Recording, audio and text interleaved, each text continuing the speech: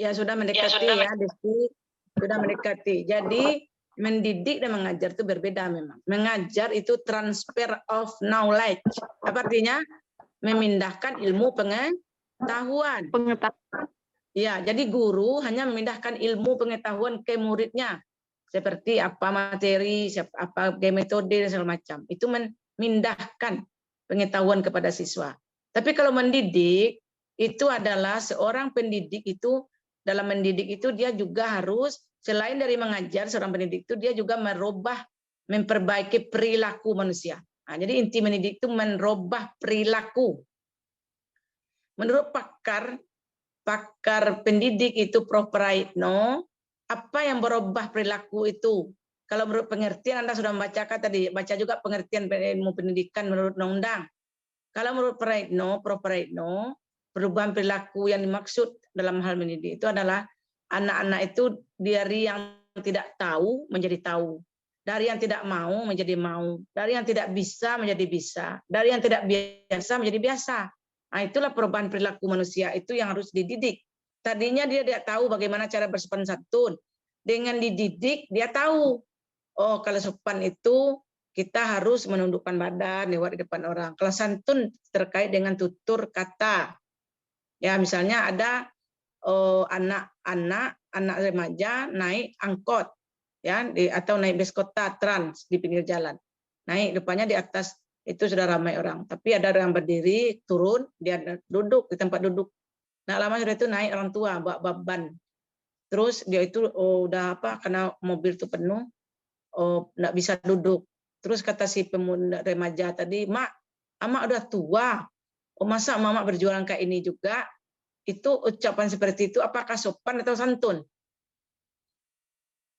Termasuk sopan atau santun? Mengatakan seperti itu. Mak sudah tua, masa Mama gini-gini juga? Nggak ada anak Mama nih yang lain. Itu ucapan seperti itu arahnya ke sopan atau santun? Santun, Bu. Sopan. Jadi sopan itu arahnya ke ucapan, menyinggung perasaan orang. Masa orang tua dimaki-maki gitu. Tetapi sesudah itu setelah mak itu naik, duduklah mak sini biar saya berdiri. Dengan menyilahkan mak itu duduk, itu arahnya ke mana? Ke sopan atau ke santun? Santun. Dia santun, tetapi sopannya tidak ada. Tetapi untuk menjadi dalam pendidikan, tidak saja dididik anak-anak kita itu kepada arah yang santun, tetapi kepada sopan juga. Tutur katanya baik, perilakunya juga baik. Nah, itu yang dikatakan. Tadinya dia tidak tahu, dengan dididik dia menjadi tahu.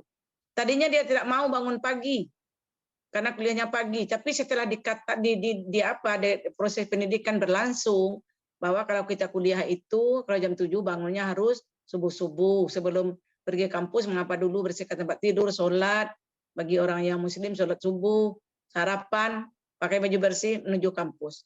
Nah, tadinya dia ketika SMA bangunnya aja pagi dibangunkan. Nah, dengan proses pendidikan diberikan oleh dosen, dia bisa belajar bangun pagi. Nah, itu yang disebut dengan proses dari yang tidak tahu menjadi tahu, dari yang tidak mau menjadi mau. Nah, jadi perubahan perilaku pendidikan itu terlihat dari perilaku yang tadinya tidak mau menjadi mau, tidak tahu menjadi tahu, tidak dari yang tidak tahu menjadi tahu, dan tidak mau menjadi mau, dari yang tidak bisa menjadi bisa, dari yang tidak terbiasa menjadi biasa. Nah, itu yang disebut dengan proses pendidikan, ya. Jadi kenapa ilmu pendidikan ini penting dipelajari oleh calon guru?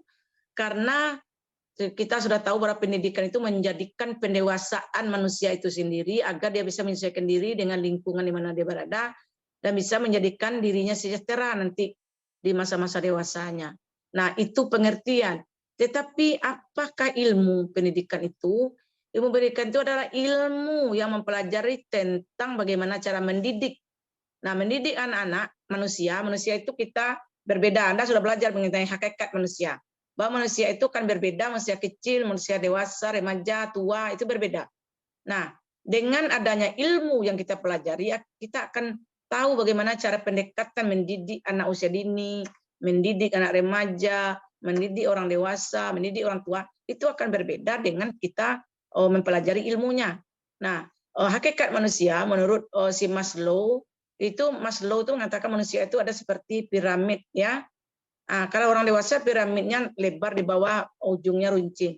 Kalau anak-anak itu terbalik, runcingnya ke bawah, alasnya ke atas. Karena kalau orang dewasa yang perlu bagi dia itu kebutuhan dasarnya itu bukanlah minum makannya, tetapi dia makin ke atas manusia dewasa itu dia harus punya kebutuhannya itu adalah akan pengakuan dirinya. Diakui kalau dirinya sudah hebat, sudah memiliki jabatan. Tapi kalau anak-anak itu kebutuhan yang paling mendasar itu bagi dia itu adalah kasih sayang dan perhatian. Makanya ketika Anda mahasiswa PG PAUD, PG SD, Anda harus belajar bagaimana hakikat anak usia dini itu. Jadi mendekatkan diri ke anak usia dini itu berbeda dengan cara mendekatkan diri kepada anak SMP dan SMA. Nah, itulah ilmu. Jadi ilmunya itu akan Anda bahas di dalam bagaimana ilmu tentang pendidikan itu sendiri, agar nanti setelah Anda menjadi pendidik, Anda akan mudah menguasai anak-anak siswa yang Anda didik ataupun anak Anda dalam rumah tangga dengan ilmu yang Anda peroleh tadi, sehingga apapun yang Anda lakukan dalam proses pendidikan itu akan berjalan lancar. Oke, silakan dilanjutkan dengan tidak usah masukkan tanya jawab aja, buka satu sesi untuk 4 pertanyaan. Ya, waktu kita hanya sampai 8.40. Silakan Anda mengajukan minta pertanyaan saja untuk satu termin saja, langsung dijawab dan buat laporan diskusinya, kirim ke grup karena Ibu sudah terpanggil nih menguji. Ya, Ibu izin live ya. Assalamualaikum warahmatullahi wabarakatuh. Waalaikumsalam warahmatullahi wabarakatuh. Silakan moderator dipimpin diskusinya. Waalaikumsalam warahmatullahi wabarakatuh. Moderator silakan lanjutkan. Baik, Bu. Terima kasih kepada Ibu telah memberikan materi tambahan. Selanjutnya ke sesi tanya jawab. Teman-teman, apakah ada yang mau bertanya? Saya Kak Nova Magdalena.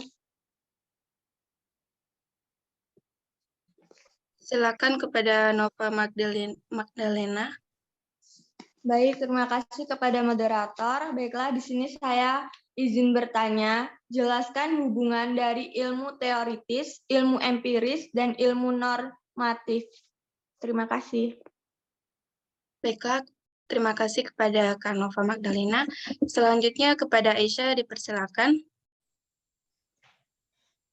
Terima kasih atas kesempatan yang moderator kelompok 2 berikan kepada saya. Dengan NIM 22003077 dari Prodi Pendidikan Luar Biasa. Pertanyaan saya adalah, tadi kelompok 2 menyebutkan ada hakikat ilmu pengetahuan dari agama dan dari pakar dunia.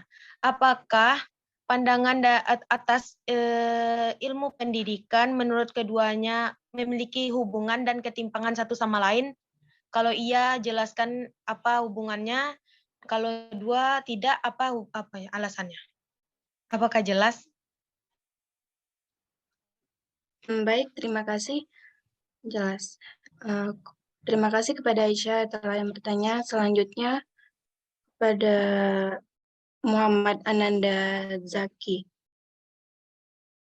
Dipersilakan. Assalamualaikum warahmatullahi wabarakatuh. Waalaikumsalam. Nama 066. Saya dari Prodi Pendidikan Olahraga. Izin bertanya, mengapa ilmu pendidikan sebagai ilmu yang bersifat deskriptif, normatif, dan jelaskan? Terima kasih. Wassalamualaikum warahmatullahi wabarakatuh. Terima kasih kepada Muhammad Ananda Zaki. Teman-teman, apakah ada yang mau bertanya lagi? Jika tidak ada, izinkan kami untuk mencari jawaban terdahulu. Baiklah, pertanyaan yang pertama akan dijawab oleh kelompok kami, yaitu Feni Adelia Kontesa. Pada Feni, dipersilakan. Baiklah, saya akan menjawab pertanyaan dari Nova, yaitu jelaskan hubungan teoritis, normatif, dan empiris dalam ilmu pendidikan. Ilmu pendidikan adalah termasuk ilmu pengetahuan empiris yang diangkat dari pengalaman pendidikan, kemudian disusun secara teoritis untuk digunakan secara praktis. dengan menempatkan kedudukan ilmu pendidikan di dalam sistematika ilmu pengetahuan. Dan pendidikan normatif untuk menumbuh kembangkan subjek didik ke tingkat yang lebih baik dengan cara jalan yang baik serta dalam konteks yang positif. Sekian dari jawaban saya. Terima kasih. Kembali ke moderator. Terima kasih kepada Feni. Jawaban dari kelompok kami, apakah dari teman-teman ada yang ingin menambahkan jawabannya? Apakah dari Nova Magdalena sudah dapat dimengerti jawaban dari kelompok kami? Baik Kak, maaf Kak sebelumnya. Jadi inti hubungannya dari ketiga ilmu itu apa ya? Maaf Kak Nova Magdalena, saya ulangi kembali. Baik Kak. Hubungan antara empiris, teoritis, dan normatif, yaitu pengetahuan empiris diangkat dari pengalaman pendidikan, kemudian ia disusun secara teoritis dan diikat normatif sebagai numbuh kembangkan subjek didik. Kak Nova Magdalena dapat mengerti dari jawaban kelompok kami? Baik Kak, saya mengerti. Terima kasih atas jawabannya.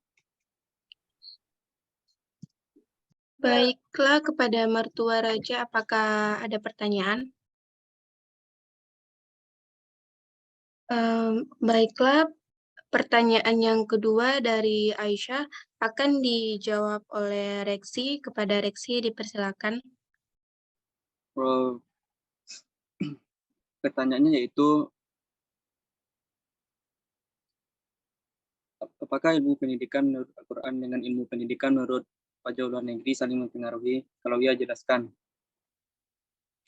Pendidikan Islam dipandang sebagai proses bimbingan jasmani rohani berdasarkan ajaran agama Islam menuju terbentuknya kepribadian utama menurut ukuran-ukuran Islam. Sedangkan pendidikan Barat berlandaskan pada spekulasi filosof yang digunakan untuk mengembangkan dan membangun pengetahuan dalam mencapai tujuan hidup.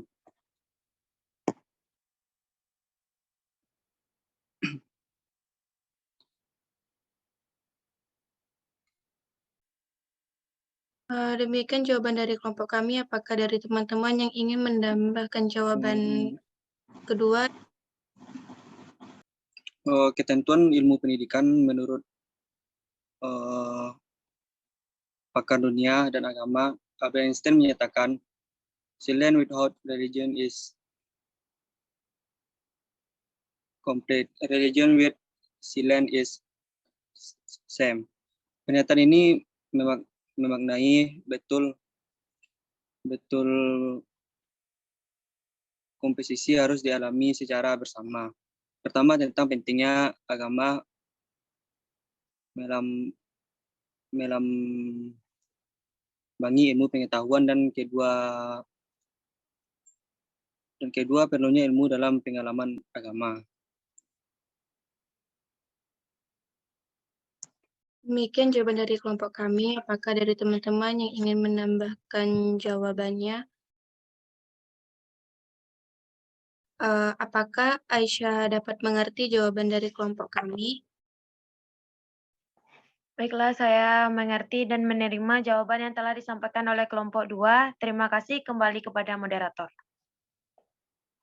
Kembali. Demikianlah dari presentasi kami. Izinkan saya untuk menarik kesimpulan dari kelompok kami, yaitu pendidikan mempunyai peranan sangat penting dalam keseluruhan aspek kehidupan manusia.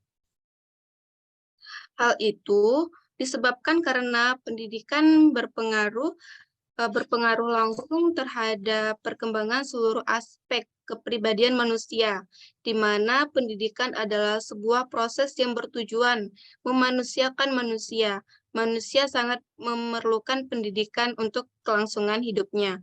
Fungsi pendidikan adalah mengupayakan penumbuhan potensi dasar yang dimiliki anak didik, memelihara, mengembangkan, serta meningkatkan budaya dan lingkungan, serta meningkatkan budaya dan lingkungan, serta membantu manusia dalam mengoptimalkan hasil interaksi potensi yang dimilikinya dengan budaya yang berkembang sehingga tercipta kepribadian yang utama.